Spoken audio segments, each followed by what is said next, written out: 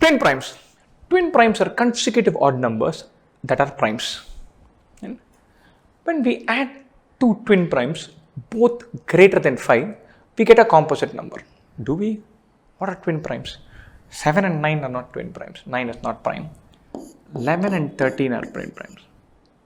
17 and 19 are twin primes. 41 and 43 are twin primes. Right? So you can have several such twin primes. When we add two twin primes, both greater than 5, we get a composite number. We add these two. This is 24. You add these two, this is 36. You add these two, this is 84. Lovely. We get a composite number. That much is clear. It should be a composite number. Why? Twin primes are odd numbers. You add two odd numbers, you'll get an even number. Even numbers are generally composite. This is not 2. Two twin primes cannot add up to give us 2. So it's composite. That part is clear. Prove that this composite number will always be a multiple of 12. That's complicated. We have to prove that this composite number is always a multiple of 12. Proving it's a multiple of 2 is easy. Odd number plus odd number, even. Good. Fine. As it turns out, 24 is 12 into 2, 36 is 12 into 3, 84 is 12 into 7. It seems to be working. That's not proof that there are millions of such twin primes. In all those instances, if you add them up, the total will be a multiple of 12. At least that's what we're being told. Now it's up to us to prove it. This idea of proof is very interesting in mathematics. You have to say, you have a wonderful thought structure to establish that it has to be like that. A few examples won't suffice. You can write even 100 examples, and if you submit in a paper, the guy will say it's 100 examples, not a proof. Right? So the proof has to be mathematical. Right? So 24 is a multiple of 12. Now let's think about how it came to 24. I'm going to think about this 11 and 13, and I'm going to think about the number in between them. There's a number in between them, that is 12. 12 plus 1 is 13. 12 minus 1 is 11. I'm going to think about this as the number 18 plus 1 takes us here, minus 1 takes us here. 42 plus 1 takes us here, minus 1 takes us here. Beautiful. Now I'm going to think about that number in the middle. So this number has to be an even number. Between two consecutive odd numbers, you have a number in the middle.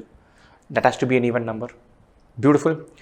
So this 24 is nothing but that middle number into 2. 24 is 12 into 2. 36 is 18 into 2. 84 is 42 into 2. 42 plus 1, 42 minus 1. 42 plus 42, 42 into 2. We are already getting somewhere. Where are we getting? This number can always be written as the middle number into 2. Middle number is an even number. So this number is an even number into 2. Beautiful. Now think about this. It's an even number into 2. It's already this number is already even. I'm multiplying by 2. Definitely it has to be a multiple of 4. Even number is a multiple of 2. I'm multiplying by 2. So we've already proved that this number has to be a multiple of 4.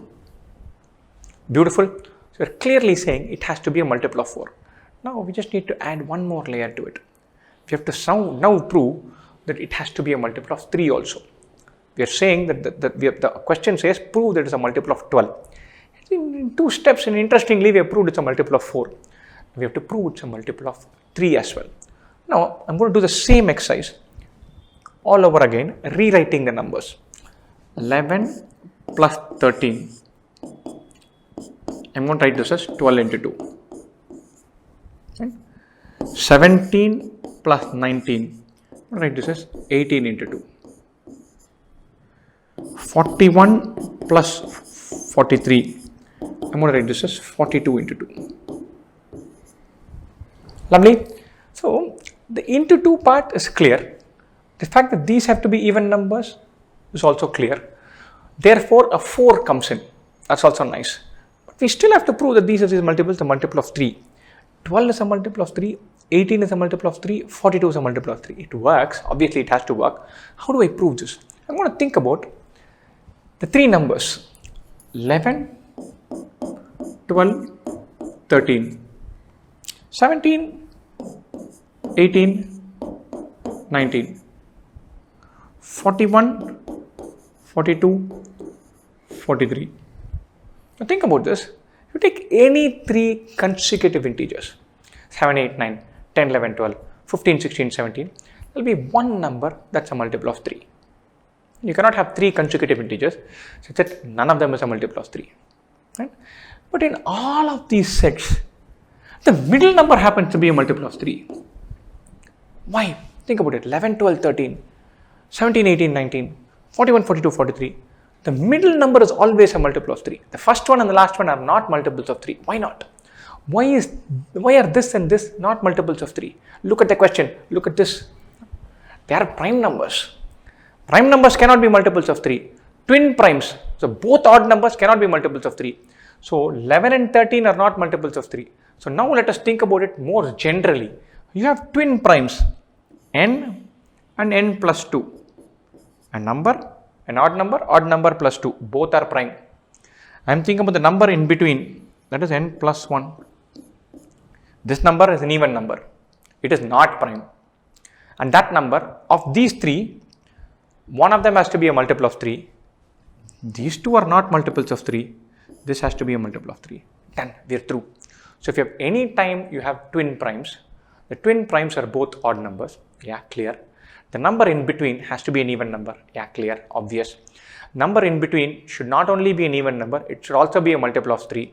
Why? Because twin primes and the number in between are three consecutive numbers, consecutive integers. Three consecutive integers will have one multiple of 3. The twin primes are not multiples of 3. Number in between is a multiple of 3. So the number in between is an even number, that's a multiple of 3. Or the number in between is a multiple of 6, 2 and 3. The sum of these two twin primes is an in-between number into 2. So this number has to be a multiple of 2 and 3. Another 2 you add, 2 into 2 into 3. Or in any case you have twin primes, sum of two twin primes is always a multiple of 12. The idea of proof is a beautiful thing. You have to make sure proof is not given by examples. You can give 17 examples, it's still not a proof. You have to create a thought structure, step by step, and say, okay, this is how I established that this has to happen. It cannot be otherwise. And that idea is very crucial. And so you have to pick up that habit of rigorously, step by step, logically constructing a proof. That is very crucial. Build a habit as early as possible.